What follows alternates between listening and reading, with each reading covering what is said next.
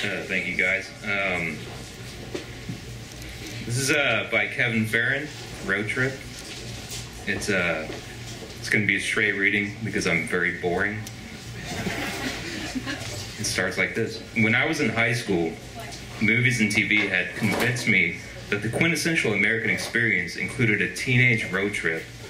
A fun-loving, no parents allowed, beer-fueled mayhem, sex, drugs, and rock and roll type of road trip. We would enjoy truck stop beef jerky, have some laughs, drink some store-brand soda from unfamiliar shops, and experience serendipitous excitement and cheap thrills. Maybe we'd pick up a crazy hitchhiker, and maybe he'd buy us beer for our troubles. My car at the time was a '99 Chevy Metro, a car so small that in the event of a traffic fatality, it would double as a coffin. Weight had to be evenly distributed in it at all times. Turning off the AC acted as a kind of overdrive for what I joked was its one-cylinder engine. Unfortunately, I was at the age where my parents still insisted that they deserved some respect. And when I proposed this platonic ideal of a summer road trip, they enthusiastically said no. Didn't they know I had a loss of innocence adventure plan? I was supposed to drink cheap beer and have a non-committal summer romance. This was my destiny, and they were keeping me trapped in their cave, sober and alone. But as luck would have it, a childhood friend of mine from Tulsa died in a whitewater rafting accident. I didn't particularly remember the kid. We had the same karate class, and I think we watched Tremors together. Tremors wasn't capitalized, so I assume they watched somebody going through DTs or something. Not the film. Oops, sorry. Anyway, I had favorable memories of the kid, but they were as distant to me as any road trip destination could be. But rather than let on that I barely knew this kid, I used every opportunistic fiber of my being to convince my parents to let me go bravely and independently back to Tulsa to mourn this loss of an old friend. My folks didn't want me driving there alone, so I found a friend willing to come with me and we prepared to leave. We were two kids with a car and a fistful of cash, anxious for an adventure to cap off an otherwise uneventful Texas summer trapped in the burbs. We went traveling under the guise of a Hallmark-esque story to mourn the loss of a departed friend. What could be more American than that? Especially the lying about it part. We were ready for the open road, awesome tunes, and the unknown. We brought plenty of Mountain Dew to stay alert and to ensure that our trip would be extreme. And right out of the gate, things began to go wrong. As soon as we left the Houston area, the radio stations faded, and I found out that my buddy, who was supposed to bring the music, only brought CDs.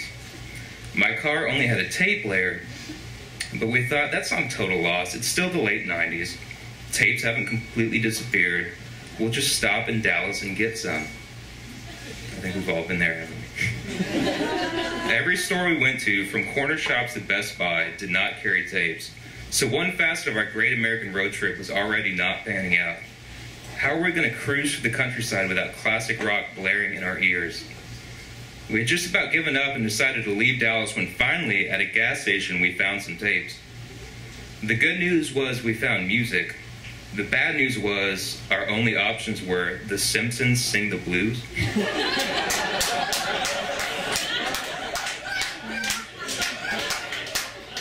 Streak by Ray Stevens, and Styx's Greatest Hits. And that was all we had to listen to from Dallas to Tulsa, hardly the summer road trip soundtrack I'd been hoping for, and a reminder of how lucky we are in the digital age. We finally made it to Tulsa, having drank a lot less Mountain Dew than I anticipated. But who needs extra energy when you have Mississippi Squirrel, Mr. Roboto, and Do the Bartman to keep you awake? The Kevin, Do the Bartman is like my favorite Styx songs here. Tulsa, Oklahoma was like a trip back in time, figuratively because it was the town where I'd formed most of my childhood memories, and literally because it was Tulsa. The dead kid's mother was extremely happy that I'd made it. She regaled us with tales of me and her late son, all our childhood antics that she remembered, and it became apparent really quickly that I'd been thinking the wrong kid the whole time. See, her son was a fucking monster. And I was kind of glad he was dead. And now I'm in a weird position. I don't want to appear rude or stupid by admitting having mistaken this kid's identity with another childhood friend, so I try and play it cool. They made us feel right at home. They didn't seem to care much about what we planned to get up to. Their only concern was that we stay away from 11th Street. They said that's where all the bad stuff in Tulsa goes down. This immediately piqued our interest and went on our to-do list. So we stick it out through dinner.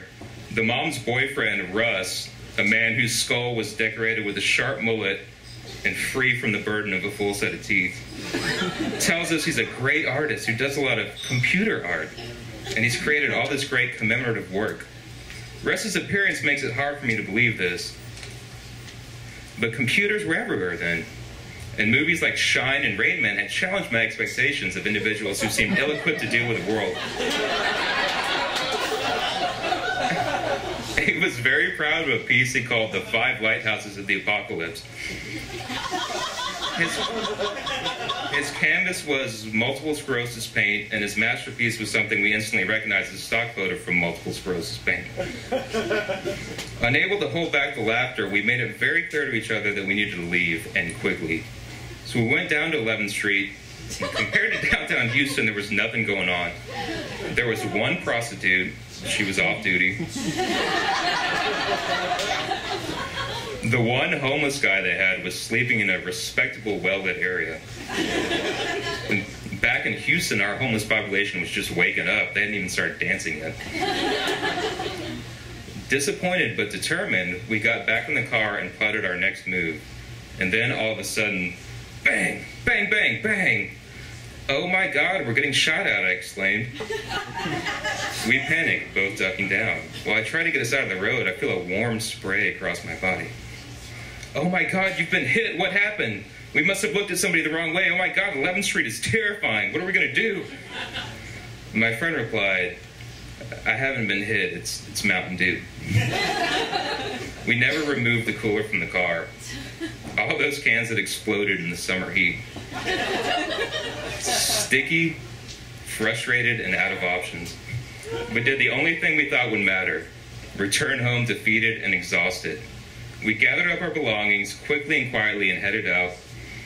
In our faux PTSD state, we were able to laugh everything off as a misadventure. And we may not have had the great coming-of-age trip that I was hoping for, but we did have a series of disappointments and misunderstandings that would serve as a grand template for what life is really like,